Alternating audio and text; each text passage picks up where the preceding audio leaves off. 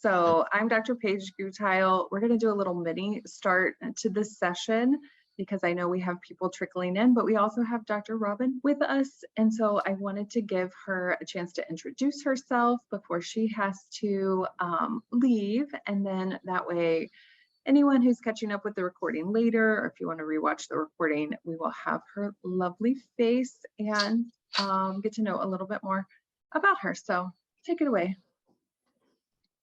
Thanks, Dr. Paige. Good afternoon, everybody. Like Dr. Paige said, I'm Dr. Robin Newburn, and I'm part of the Signature Primary Care and Wellness team. Wonderful team, as I'm sure you're starting to discover.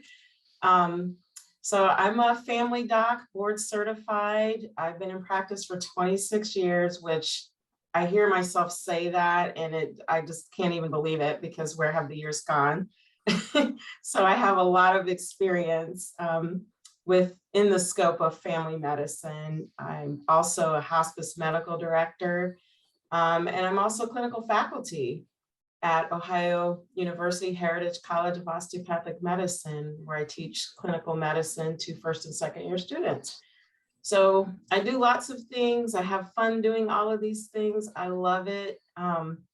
I've been part of Signature for the last year and a half now. So I kind of shifted gears. I've done house call medicine, which I had done for 15 years prior to joining Signature. And I've done traditional office-based medicine.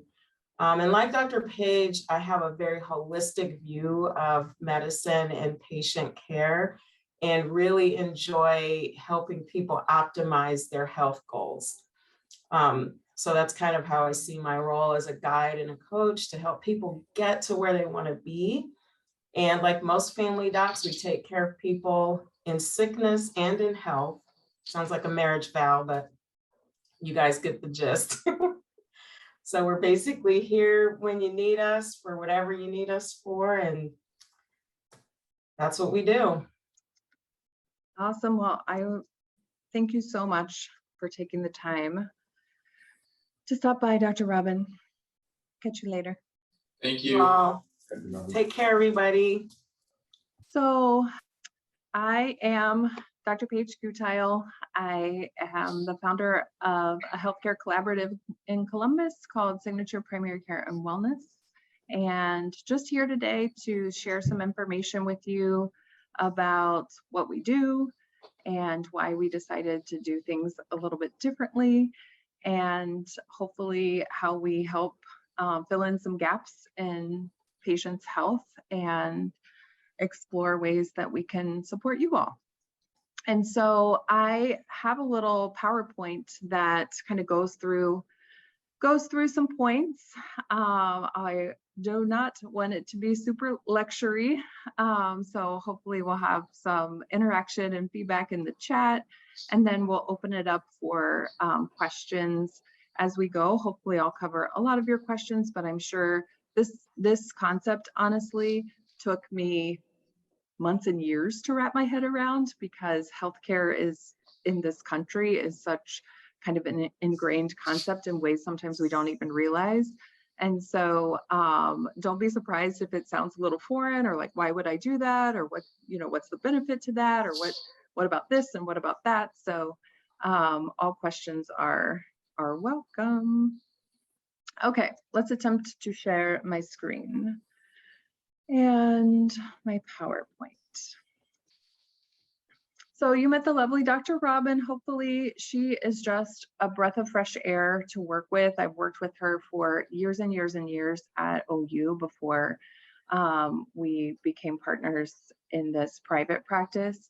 And I tell everyone, because a lot of people will, kind of get to know my style and maybe have a friend that wants to join or what have you. And they say, oh, what is she like, and what's her healthcare philosophy? And I could not have partnered with someone who is more in step with me. And I usually tell people, except she's so much nicer than me. So I think as you get to know her, you'll love her. So basically, when I was frustrated in a private family practice seeing patients quickly, handling one issue at a time, and noticing my patients' frustrations with healthcare and frustrations with the cost that they were paying. My costs were going up, my reimbursement from insurance was going down, and my patients' costs were going up, and nobody was getting what they wanted. I became familiar with this model of medicine, and it just kind of dawned on me, why don't we talk more about the fact that healthcare deserves choices? Something as complicated as a healthcare system that is meant to honor each person uniquely and individually, why would we expect that there's this one size fits all approach? And so that's what really led me to this concept of direct primary care or membership-based medicine. And I love it because it appeals to everyone for a variety of reasons. You know, some people love it because they don't have insurance and they know that paying a flat monthly fee can give them access to comprehensive primary care, which does a lot. Some people have insurance, but their costs of deductibles and copays are so high that essentially they don't have insurance. And so because they'll never meet that deductible, they find themselves wanting a cost-saving method in paying out of pocket for comprehensive primary care, and just have the transparency and predictability of their costs. And then some people have very good insurance, although that, you know, percentage is declining, but some people have very good insurance and still choose to pay out of pocket for comprehensive primary care because they're just so frustrated with how the quality of the care that they're able to get. Maybe they have a relationship with a medical practice that where they don't get to see the same doctor every time, or they can get in for a wellness visit in 6 months, but they can't make a quick appointment for a sick visit, or maybe they have to go in the office for every single little thing. And because of their study schedules and work schedules and family life and balancing all the things, that's just not convenient enough for them. And so, or they feel like they really want a relationship with a primary care doctor that gets to know them. They're seeing the same person every time, and they're able to spend more time with them and really chat through what's going on. So those are some of the reasons that kind of pushed us in this direction, which has been super refreshing. And so I'm always curious, like, who has a primary care physician that you trust and is there for you when you need them? So I'm interested if you are able to share, like, 0 in the chat if you do not have that relationship established, and maybe a 1 in the chat if you do have that relationship established. I personally think it's very sad that there's probably a whole generation of people at this point that have never experienced the value of a trusting longitudinal relationship with a primary care doctor who's willing to have a broad scope of care. Meaning you don't go to them just to be referred to an orthopedic for this and a psychiatrist for this and a gynecologist for this and all of that, which to me feels more like triage care. And so I think a lot of people, just based on scarcity and the way the healthcare system is running, really don't know what that relationship is like. As a female, like, I have a 20-year relationship with I'm 46, 20-year relationship with my hairdresser. Like, we are really close. But there's so many people that have a closer relationship with their hairdresser than they do with their doctor, guaranteed. So part of the reason that I think this concept is kind of foreign is just the fact that it's easy to think, like, what can primary care do? And that's what I saw a lot in the questions that I get, like, what about, you know, this type of medicine, or what about care for this type of condition? And like I said, a lot of primary care doctors have, based on time and based on maybe personal preference to some degree, don't have a very broad scope of care. But when we look at, statistically speaking, primary care can cover 80% of someone's healthcare needs. So oftentimes we're running to the urgent cares, we're running to the ER, or we're starting out with a specialist, but that doesn't have to be the case. And tons of studies shows that when you have a primary care doctor kind of leading the charge, acting as kind of the first contact for things, and who's willing to have a broad scope of care. We treat from birth to death. We treat acute conditions. So for you, that might look like colds and flus and urinary tract infections and concerns about other types of infections, or an allergy flare-up, a sprain, a strain. We treat chronic conditions. So that might look like depression, anxiety, ADHD, allergies, chronic heartburn, irritable bowel syndrome. Gosh, the list could go on and on, right? Migraines. And so we're accustomed to taking the charge with all of those conditions. Doesn't mean we never need a specialist, right? Sometimes if an initial workup is a little more complicated, or if we're not responding well to certain, first, second, third line treatments, then we reach out to our specialist colleagues that can give us an opinion. And then we're very intentional about having the conversation of when that patient, if we can resume care again completely. Oftentimes people almost get kind of sucked into going to a specialist, every 3 months for a refill of their medicine when everything is well controlled. And that doesn't really work well for patients. It's a costly office visit for patients. And when you talk to most specialists, they don't necessarily agree with that approach as well, but maybe they don't have the confidence that the primary care doctor is willing, has the time, or the comfort to take back that care. And so we really strive to work really collaboratively with our specialists, but also know, okay, we have things under control. Let's take a pause from that relationship and let's keep care in-house. And then we know where to go if we need a specialized procedure, or if we need another opinion if something changes.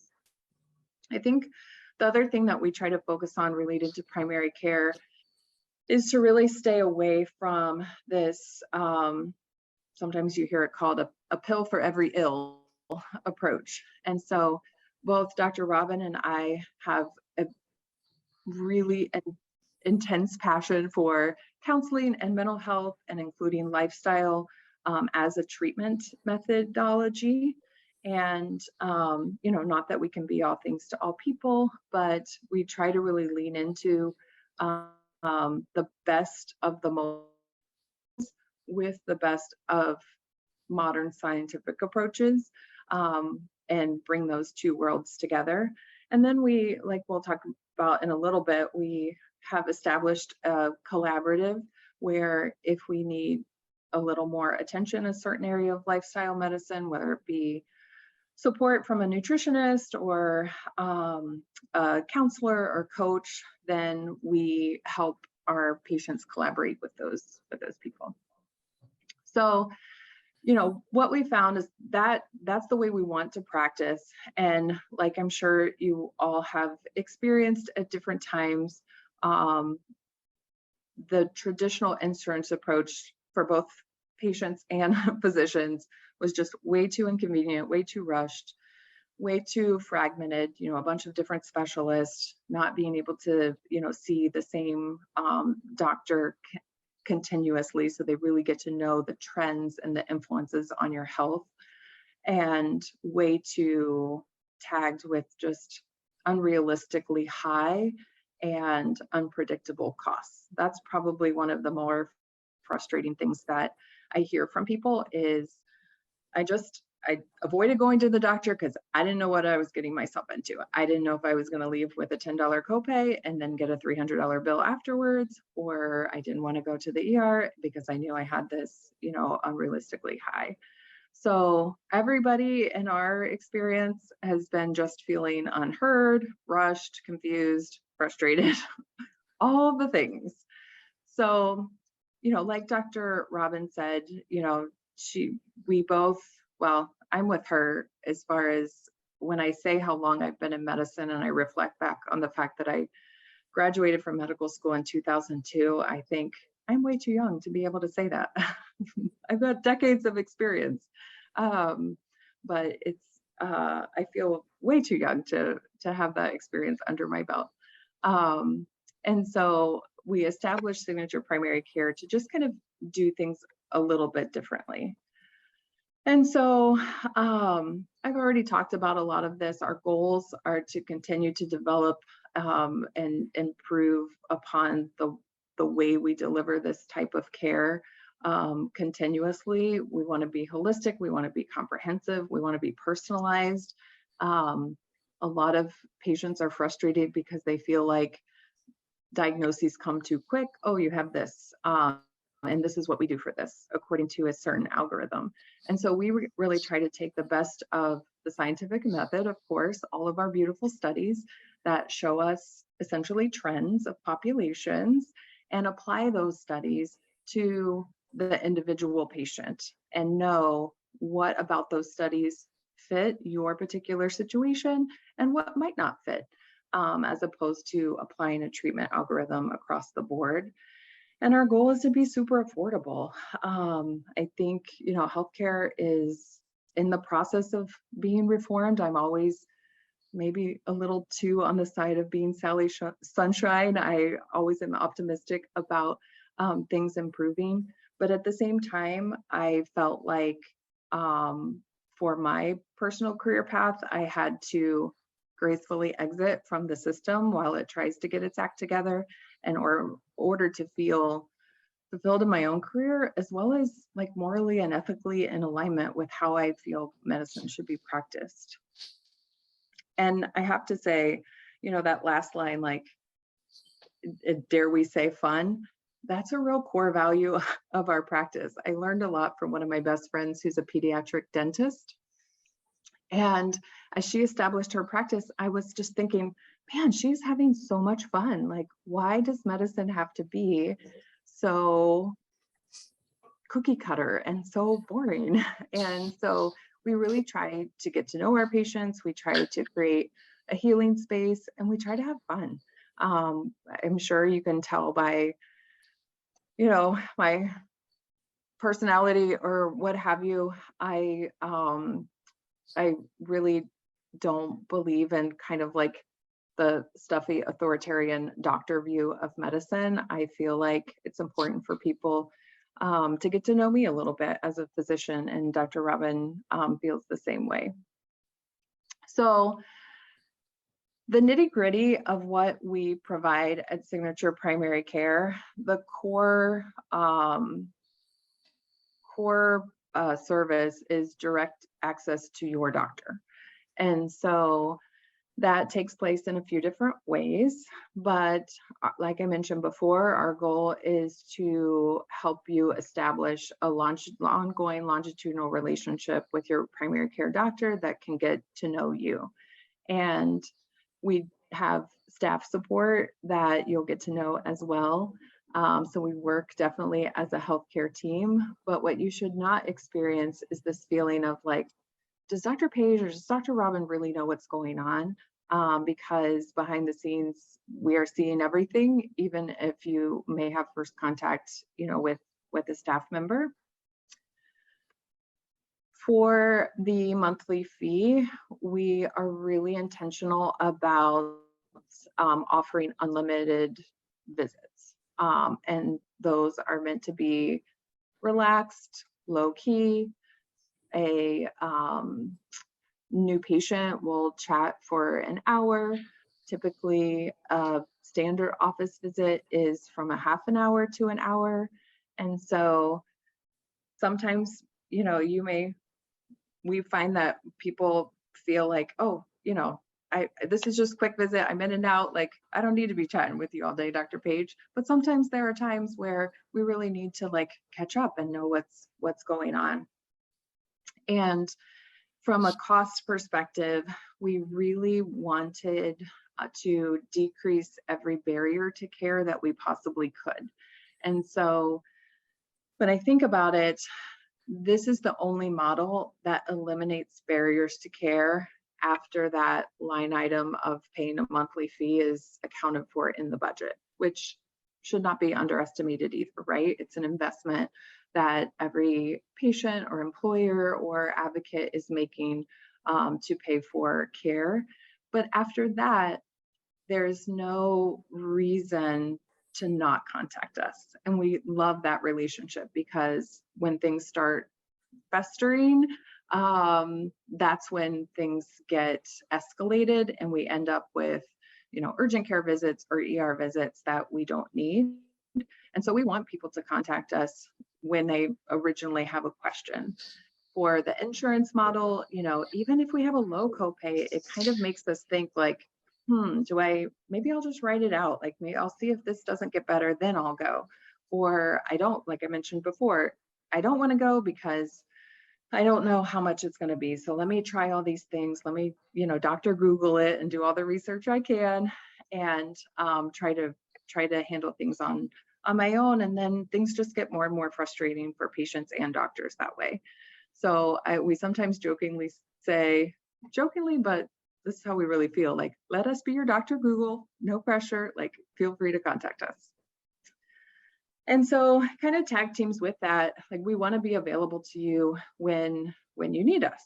And so, of course, it's interesting. I think the first thing that comes up when we say this is like, oh my gosh, do you know what you're getting into? Like, people are going to call you, 24/7. And we have a process, like, when we don't expect people to have an answer for like a non-urgent question at 2 a.m. So there's a kind of mutual respect and mutual education that goes on. But we're very intentional about having a process of, hey, if you think of something, a question that you want to ask at 2 a.m, send us a text. Like, that's what that is there for. If you wake up with, something going on and you have an urgent thing going on, then our process typically is that's a phone call, and phone calls are answered, 24/7. And so what we find, honestly, is that there's a level of mutual respect and a level of medical education that we help you through, so that we're not on the phone all night long with our patients because we're having urgent issues all the time. I think the other phenomenon that happens there is just by nature of the fact that we are available and we are trying to be very prevention minded. We don't run into as many urgent things as perhaps a typical primary care office. We treat from very young patients to elderly patients, overall healthy patients to very, very ill patients. But we have ways to kind of have care plans in place so that we know how to answer questions in the best way at the best times. So I think during COVID land, right, everyone became a little more familiar with the concepts behind telehealth and are a little more accustomed to doing what we're doing, meeting on a video conferencing platform, even related to their care. But since we founded the practice, we really always have tried to personalize care to the way that is desired, by our patient and the way that serves them best medically. And so we always establish care, face to face, with that meeting that helps us catch up on your medical history, get to know you, and kind of try to anticipate what kind of things that we need. We have patients that always prefer to call us on the phone. We have patients that always, prefer to text us. And so we try, part of expanding our scope of practice has been expanding the comfort level that we have treating things over telehealth. And that's very personalized too. Different people have different comfort levels with telehealth. health. There are different people are able to collect different data, from us and give us that data. So that helps us in our medical decision making. And then, sometimes there are just things that cannot be treated over the phone, right? And our preference is not honestly one way or the other. We try to blend personal preference of our patients with best practice, best medical quality practice, and meet in the middle there, while always sticking up for quality. And so I think people do find that that we're able to treat more things virtually than the average practice. And the reality is the insurance system does hamper that as well. There was a time until very recently where insurance didn't reimburse for any medical care that happened virtually. And so, you know, of course, I always tend to see both sides of the coin. I feel like, well, gosh, we can't blame the doctors for wanting you to come in the office to have a conversation. If a patient is expecting to use their insurance as a payment form, then we're expected to play by the rules of the insurance, right? So when we remove the red tape of insurance altogether, we can really get down to personally what your preference is and what is medically best. Another level of transparency is that, we don't charge extra for in-house diagnostic tests and procedures. And so some examples of those would be urine tests, strep tests, breathing treatments, EKGs. And, those are things that on the backside, from a physician perspective, don't take a lot of, because of our years of experience, there's just a different value system. I feel like that's what we need to do to treat a patient, and it's not much extra time on my behalf. It's just part of my expertise. So why should I have to charge extra for that? In the insurance model, not to get too geeky on you, but there's a very complex system of judging value, and it has to do with not so much time or thinking, but it's very procedural. And so a lot of things that are deemed as procedures have a very high cost. And a lot of things that are deemed as higher risk are a very high cost. And so an EKG that, costs me time and $1 or $2's worth of leads to place on you, and the EKG machine, it doesn't cost me a lot of extra money to provide that to you. And so, but from an insurance perspective, that cost is sometimes judged as $200-300 extra. And so same thing with urine tests, strep tests. From a physician perspective, they're kind of run of the mill testing and not that big a deal. But from an insurance perspective, they just have a different value system. They have a different judgment of what that should cost. So that's why people find that, when you go to the doctor and pay a copay for your doctor's time, then all these costs of additional procedures come, crashing down. Of course, even though we do our best to have a broad scope of practice, things happen outside of our office, right? And so other diagnostic tests and procedures that might happen, maybe you need an X-ray or an MRI or blood work, or like we'll talk about in a minute, sometimes we do need to see a specialist. That's when we really have a conversation about okay, what's best? By far, the majority of our patients still have insurance. They use their insurance for more expensive care or episodic things that happen, have to go to the emergency room. And so we kind of get to know the rules of their insurance. We help coordinate those visits in alignment with the rules of their insurance. Sometimes we kind of make the judgment of, we always try to make the judgment of price comparison to say, okay, if we go with your insurance, actually the out-of-pocket cost is going to be even more. We can get an X-ray for any part of your body for $75, an MRI for any part of your body for $350, $450. But if you go through insurance and it gets applied to your deductible, it's more like, $1,000, $1,500 for an MRI. And so that's an area that there's no easy answer to. We just try to kind of feel out the best for each situation. Same thing for lab tests and with medications. We stock in-house supplements that we're able to provide at wholesale rates for our patients. And we're able to draw blood in the office that we're able to provide wholesale rates for patients. And then other things like, medications, we're helping patients shop around, decide whether there's a self-pay price that's best or an insurance price that's best. I think, well, I already spoke to this to a great degree.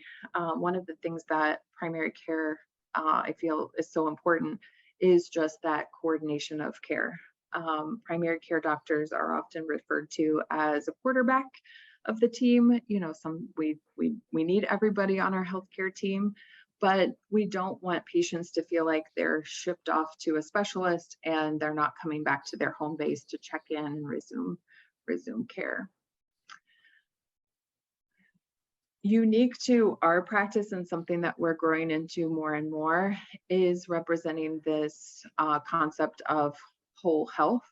And so what I've found over the years is that it can be very confusing, like what exactly you need to do outside the office. And most primary care doctors kind of stick to the medication side. And then patients sometimes are on their own to find like, okay, how do I learn about nutrition? How do I learn about fitness? Or, what if I do want to talk to someone? And so we are bringing more and more support in-house so that our patients have the ability to see counselor, coach, nutrition, fitness, acupuncture, and massage that are all in collaboration with Signature.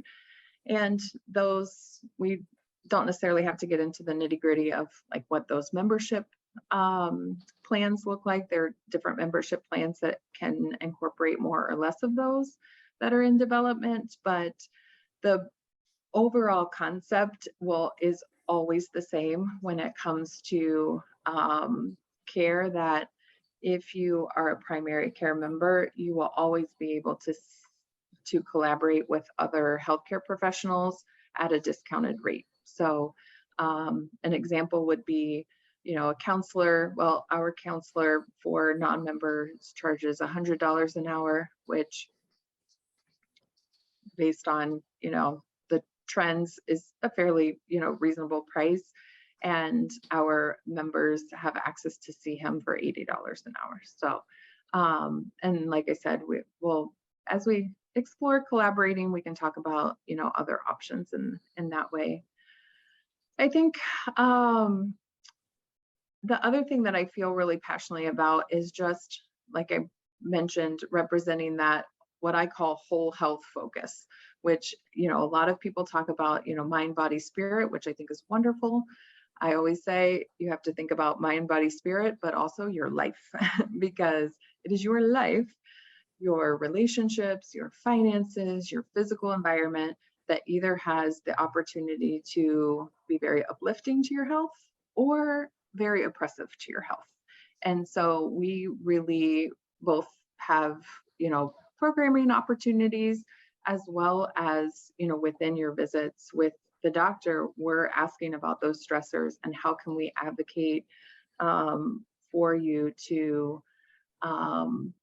really be managing your life in a way that's uplifting to your health. And so sometimes that's talking with insurance companies, sometimes that's talking with employers or teachers, or filling out forms, or having conversations about how to navigate relationships, because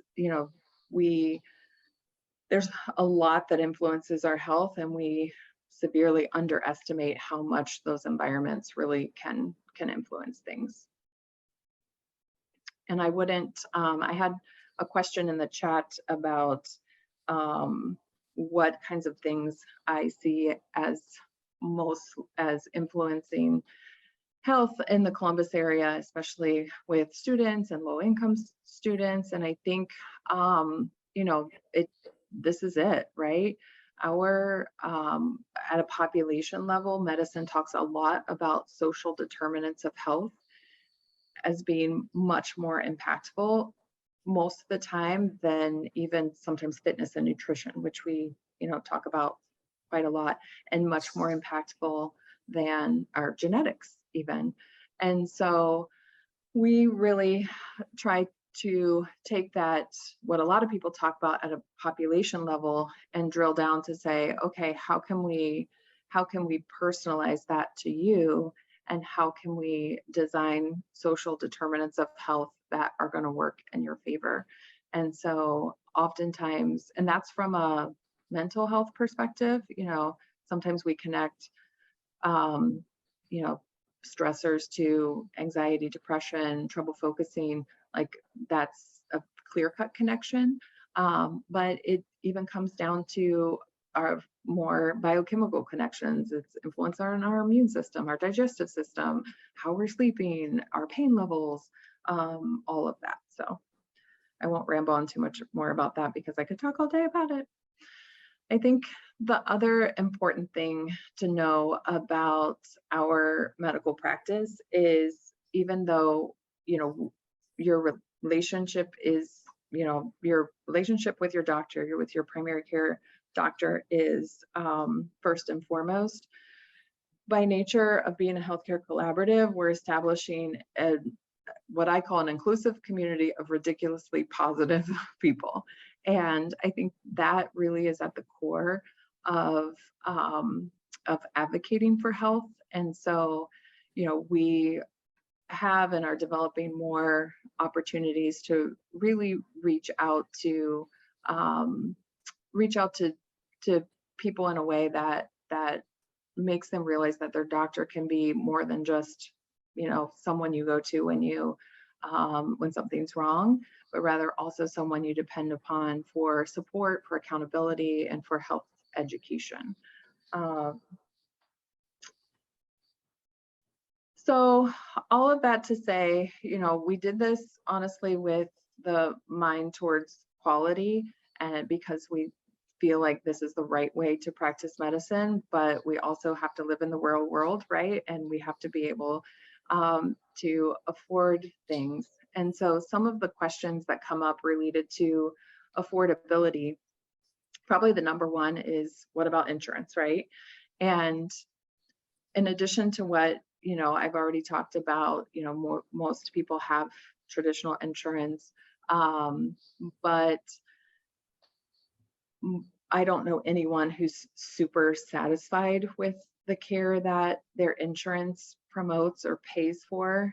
I tend to see insurance as a payment source, just like I do my, bank account, my Visa card. And so I really try to separate that from the conversation about what is medically best for me to optimize my care. And I think sometimes we don't realize how, dare I say, brainwashed we are into equating insurance care to healthcare. That being said, we want to work with traditional insurance to help you maximize those benefits. Like I mentioned before, a lot of people find that even if their insurance is higher quality, that they want to dedicate funds to invest in this type of primary care. And then a lot of people find that the cost savings associated with coupling direct primary care, this membership-based model, with a high deductible plan that really only is of value when urgent things arise, is such a cost savings to us. Medications, like I mentioned before, we prescribe a broad range of medications. We try to keep our scope of practice really broad. And when it comes to payment for medications, we work with patients to decide, what's the best way to get those versus if they want to use their insurance, if we want to use GoToRx.com, if we want to use a Kroger, plan, kind of how to navigate that. Same thing with testing and referral. We have a broad scope of relationships with every healthcare system. Ohio State, Ohio Health, Mount Carmel are the main healthcare systems in the area. And so, we're, if we need to collaborate with a specialist, obviously we want to send our patients to the specialist that we feel is going to serve them best. In addition, we have conversations with specialists in certain areas in particular that who really have an interest in cost transparency and know that we practice that in our own practice. And so it's a little bit easier for us, not in every single specialty, I must say, but it's a little bit easier for us to help you navigate and say, okay, we're going to see this particular doctor and this is what the cost is up front. And just like you're kind of seeing the trends as far as I talk here, the membership flat fee covers what we do in-house and the testing we provide in-house. And then everything else that happens outside the office, whether it's testing specialists, is we either have negotiated relationships where we can help you navigate that at more of a wholesale rate, hopefully, or we help you navigate even if there's not, a different rate that we can say that we've partnered with. We help you navigate what the best options are from a cost effectiveness perspective, whether it be with your insurance or self-pay. I don't know that this particularly applies to student life, but a lot of people tend to have access to a fund, whether it's an employer fund, HSA, flexible spending account, and those are nice in that they cover a broad array of medical care. And so a lot of people find that paying with those types of accounts just allows you to take, benefit of that tax savings, because, you're paying for your medical care even when insurance technically does pay for it. And so I think I love Kathy, and I love putting her quote in here because she is a person that, has really good insurance, if you would ask her. And I don't know if she's saving a ton of money by seeing our practice, but it's nice to know that she sees the value above and beyond cost savings. And then we treat a lot of people by nature of our style of practice who have not only just been frustrated with the healthcare that they've received in the past, but frankly have been traumatized by the healthcare that they received in the past, whether it's because they come from an underserved, medical population, or other populations, whether based on age, gender, race, what have you.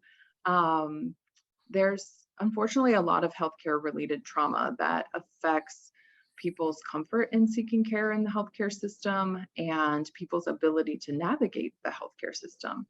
And so, I'm on the one hand, I'm not sure that we have any magic sauce to that, other than trying to create a healing space and business model, and being real people that care about real people and want to hear the stories of real people. That doesn't seem like a magic sauce to me, but it probably is the sauce that's missing from the traditional healthcare system. And so that's one of the more rewarding things that we find, is that once people who have really struggled within the healthcare system kind of settle into this new model, it's refreshing. I tell my students, I've been trying to recruit a student to do a psychological study on the value of direct primary care, because there is just something beautiful about feeling supported in that way. So from a cost perspective, this is what we're replacing: unpredictable fees, deductibles, copays, co-insurances, the kind of costs that you can't put a number on, We often find that we're saving unnecessarily specialist visits, saving unnecessary urgent care or ER visits. Not that we can totally eliminate them, because as humans we have things happen, but that is our goal. And we charge people a flat monthly fee, so we try to, once you have that that line item in your budget, after that there's really no barrier to care.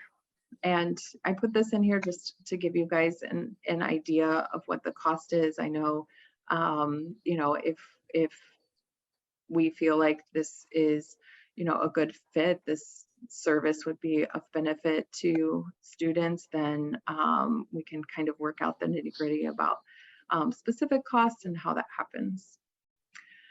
But just in review, I think we feel so passionate about trying to fix the fact that it's just really hard to find a holistic primary care doctor that wants to take interest in your health from a mental health perspective, physical health perspective, life perspective.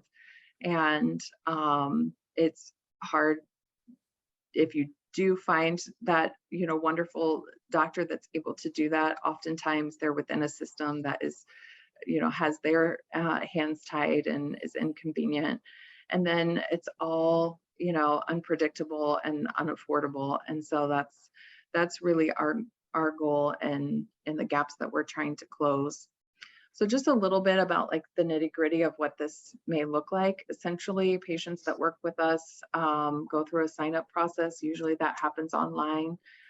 We establish care within our goal, because we do value a longitudinal relationship, is not necessarily that people like wait until something happens to sign up, because we are very passionate about maintaining our patient base so that we have availability for same day, next day care and urgent items to our base. So you kind of have to get in for us to be, urgently available to you, because we have to establish that in-person visit to really know your history and know what's going on and establish a care plan. And that includes, picking up where you left off, knowing about your history, and then also kind of a conversation about, okay, how do we see the communication happening? What are your preferences related to, telehealth? And what do we have any questions about, when I should call versus and expect an answer, right away, versus what kind of things, should I text in? And so all that's really, really personalized.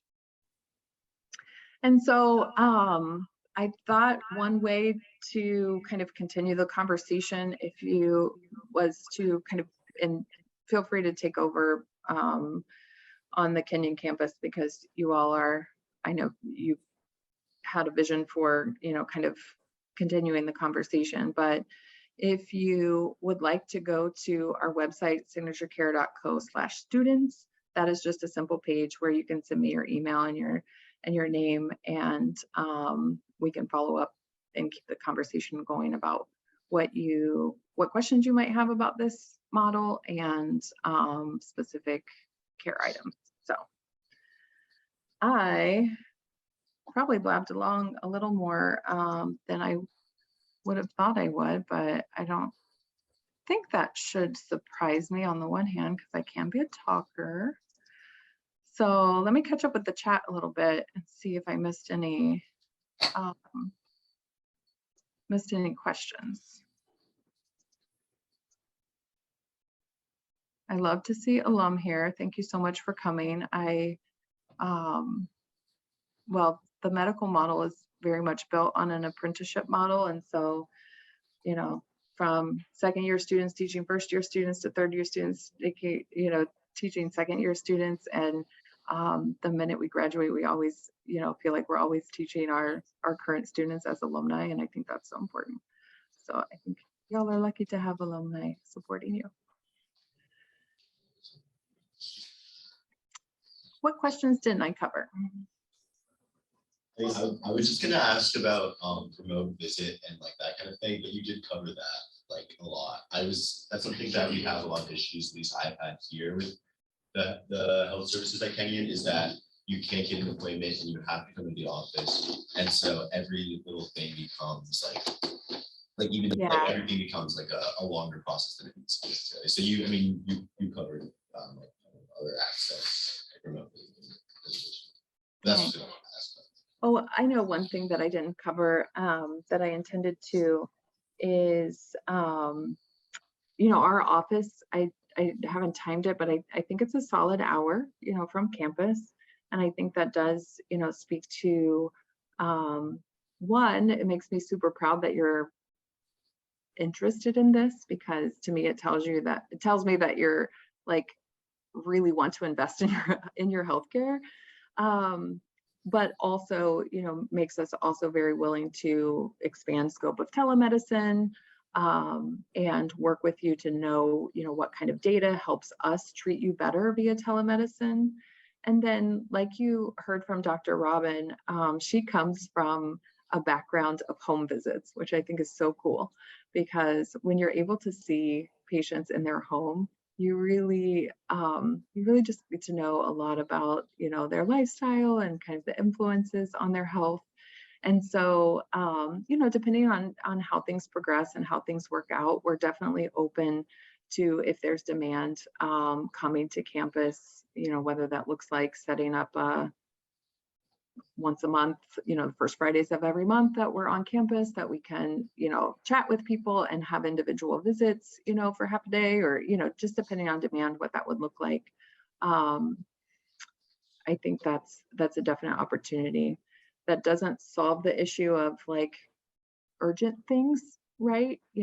But I think just a combination of us being available, virtually, and us being, willing to help you navigate what kind of data we might need to make a diagnosis, that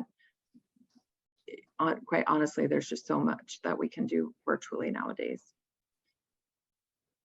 I have a question about coverage when we leave campus for breaks and go back home.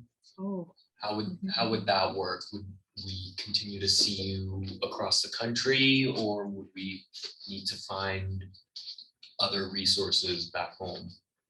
that is a really good question. And it's actually one of the areas that has surprised me the most, how kind of fun it is for me to follow my patients across the country. Always living vicariously through my snowbirds who are heading to Florida for the winter, or to California, and I'm stuck in Ohio in the winter.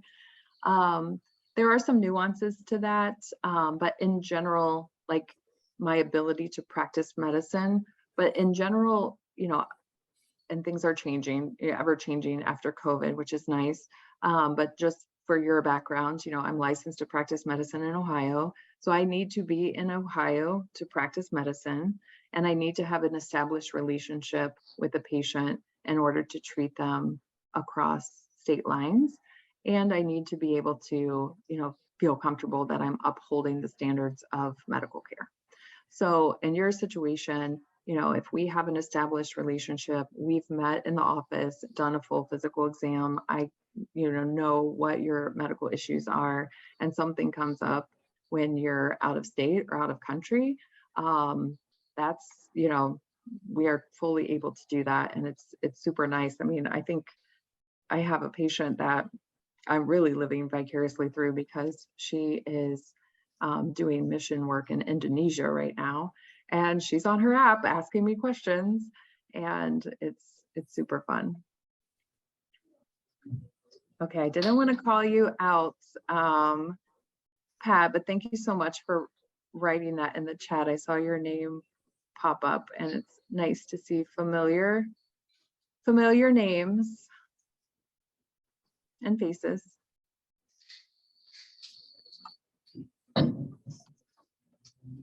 If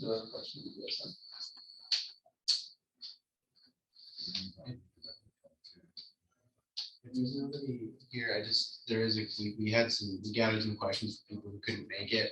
I just wanted to ask one here is, what experience do signature practitioners have with servicing the LGBTQ+ community, and practicing trans-inclusive healthcare in particular? Yeah, I love that question.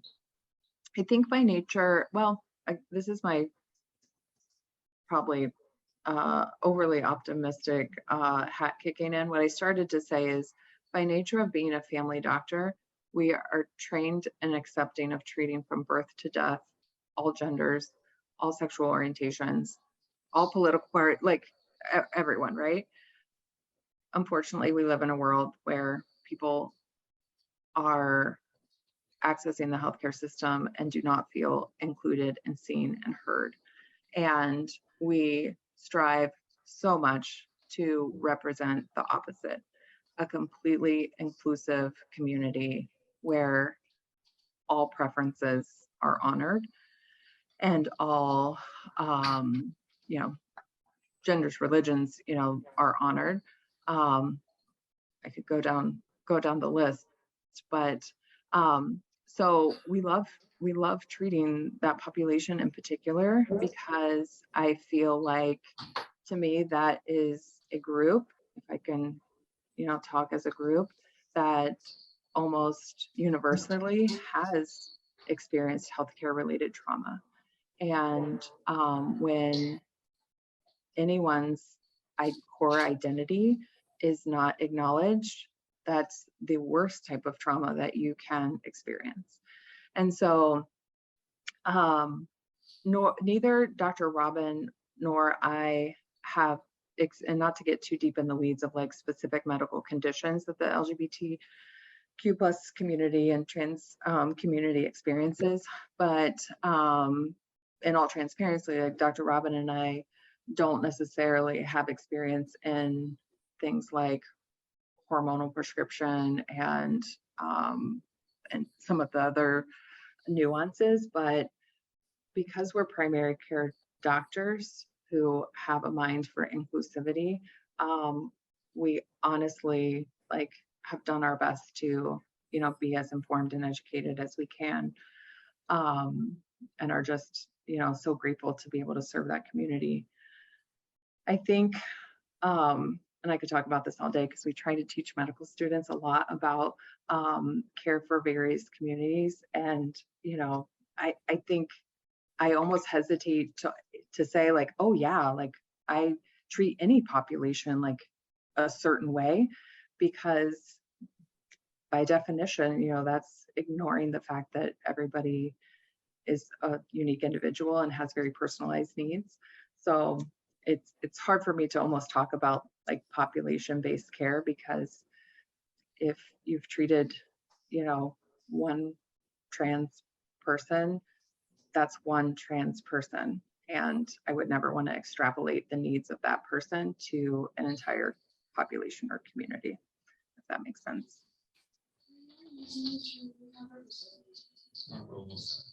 Thank you so much for taking the time to meet with us. Thank you. Thank you.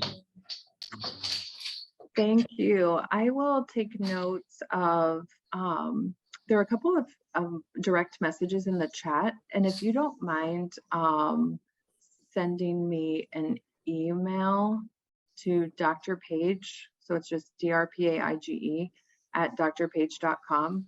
I want to be sure that we answer those questions. There's just a couple questions and that are a little more personalized and maybe not applicable to the whole group.